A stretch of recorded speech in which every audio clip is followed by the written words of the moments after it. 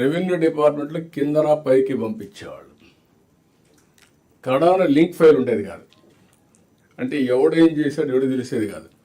ఇప్పుడు నేను నిన్నే రెవెన్యూ డిపార్ట్మెంట్ చెప్పాను, సాయి ప్రసాద్ అందరి గురించి మీరు చెప్పాను.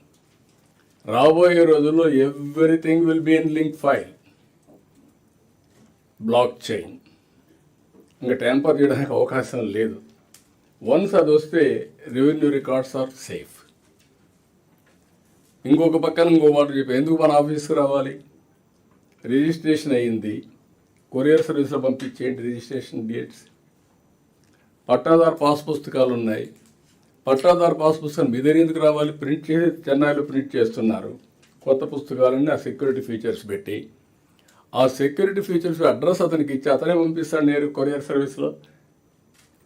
అంటే the way I'm thinking is different. మీరందరూ ఇవి గుర్తుపెట్టుకోవాలి.